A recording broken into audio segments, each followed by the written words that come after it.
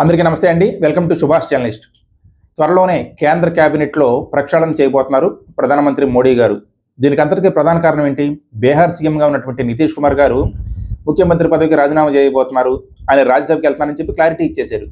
అంటే ఒక ముఖ్యమంత్రి హోదాలో ఉన్న వ్యక్తి ఊరికనే రాజ్యసభకి వెళ్ళారు కదండి. అంటే ఖచ్చితంగా ఆయనకి కేంద్ర ప్రభుత్వంలో మోడీ గారి క్యాబినెట్లో ఒక కీలకమైన క్యాబినెట్ హోదా కట్టబెట్టబోతున్నారు. అందుకే ఆయన సీఎం పదవి వదులుకుని రాజ్యసభకు వెళ్ళబోతున్నారు.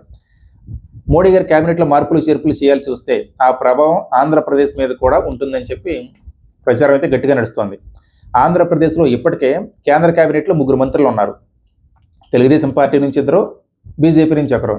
తెలుగుదేశం పార్టీ నుంచి శ్రీకాకుళం ఎంపీ రామ్మోహన్ రెడ్డి గారు క్యాబినెట్ హోదాలో మంత్రిగా ఉంటే, గుంటూరు ఎంపీ పెమ్మసాని చంద్రశేఖర్ గారు, నరసాపురం బీజేపీ ఎంపీ శ్రీనివాసవరం గారు సహాయ మంత్రుల హోదాలో మంత్రులుగా ఉన్నారు. మరి బీజేపీ ఇంకో అవకాశం ఇస్తే, 4వ మంత్రి పదవి అవకాశం ఇస్తే ఖచ్చితంగా జనసేనకు ఉంటుందని చెప్తున్నారు. జనసేనకే మోడీ గారు బాగా ప్రాధాన్యతనిస్తున్నారు. పవన్ కళ్యాణ్ గారి ఇమేజ్ ఇప్పుడు మోడీ గారి దగ్గర కూడా ఒక రేంజ్లో ఉంది. ఇటు చంద్రబాబు నాయుడు గారికి, లోకేష్ గారికి ఎంత ప్రాధాన్యత ఉంటుందో, పవన్ కళ్యాణ్ గారు వెళ్తే అమిత్ షా గారు, మోడీ గారు కూడా అంతే ప్రాధాన్యత ఇస్తున్నారు. ఈ క్రమంలోనే జనసేనకి మరింత ప్రాధాన్యత పెంచే క్రమంలో కేంద్ర క్యాబినెట్లోకి తీసుకుంటున్నారు. అంటే కేంద్ర క్యాబినెట్లోకి తీసుకుంటే ఒక నమ్మకం ఇంకా పెరుగుద్ది. అంటే మోడీ గారు పవన్ కళ్యాణ్ గారికి ఎంత ప్రాధాన్యత ఇస్తున్నారని చెప్పి పవన్ కళ్యాణ్ గారి అభిమానులు అవ్వచ్చు, జనసేన పార్టీ వాళ్ళు అవ్వచ్చు, బీజేపీ పట్ల మోడీ గారి పట్ల కూడా ఒక విధమైనటువంటి ఆరాధన, కృతజ్ఞతాభావం ఇంకా పెరగడానికి అవకాశం ఉంది. ఇక జనసేన నుంచి 2 ఎంపీలు ఉన్నారు. ఒకరు కాకినాడ ఎంపీ ఉదయ్ శ్రీనివాస్ గారు, మచిలీపట్నం ఎంపీ బాలశౌరి గారు. బాలశౌరి గారు 3 సార్లు గెలిచారు. గతంలో తెనాల నుంచి కాంగ్రెస్ ఎంపీగా గెలిచారు. తర్వాత మచిలీపట్నం నుంచి వైఎస్ఆర్సీపీ ఎంపీగా గెలిచారు. ఇప్పుడు ముచ్చటగా 3వసారి జనసేన నుంచి కూడా గెలిచారు. ఇక కాకినాడ ఎంపీ ఉదయ్ శ్రీనివాస్ గారు జూనియర్ ఫస్ట్ టైం గెలిచారు. ఒకవేళ జనసేనకి మంత్రి పదవి ఇవ్వాల్సి వస్తే ఖచ్చితంగా ఉదయ్ శ్రీనివాస్ గారికి రాదు.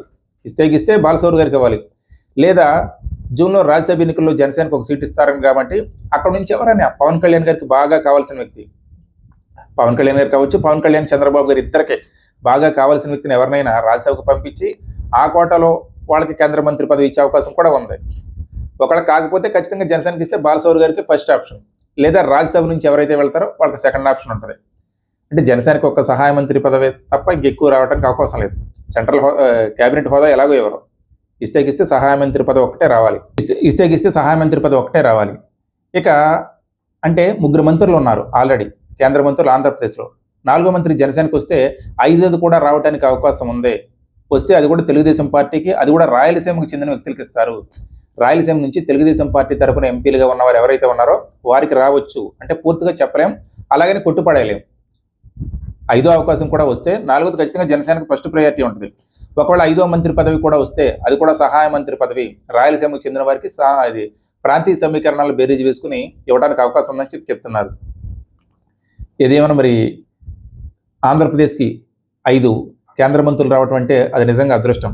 ఈ మంత్రులందరూ ఊరికనే మేము మంత్రులు అని చెప్పుకోకుండా ఆంధ్రప్రదేశ్ ప్రయోజనాల కోసం ఢిల్లీ స్థాయిలో పోరాటం చేసి మనకు ఎక్కువ పనులు అయ్యేలా కానీ, మరిన్ని మంచి ప్రాజెక్టులు వచ్చేలా కానీ, పనులు చకచకా జరిగేలా కానీ చేస్తే మనకు కూడా మేలు జరుగుద్ది. మరి ఈ సమీకరణలు ఎట్లా మారుతాయేంటి? ఆ మంత్రి పదవిగా అవకాశం వస్తే, మోడీ గారు అవకాశం ఇస్తే జనసేన నుంచి పవన్ కళ్యాణ్ గారు ఎవరిని ఎంపిక చేస్తారు కేంద్ర మంత్రిగా? 5వ మంత్రి అవకాశం వస్తే చంద్రబాబు గారు ఎవరిని ఎంపిక చేస్తారు ఏంటనేది చూడాల్సి ఉంది. నా వీడియో మీకు నచ్చినట్లయితే ప్రతి ఒక్కరు లైక్ చేసి మీ అభిప్రాయాన్ని నిర్మోహమాటంగా, నిష్పక్షపాతంగా కామెంట్ చేయండి. ఆ ఛానల్ ప్రతి ఒక్కరు సబ్స్క్రైబ్ చేసుకోండి. Thank you.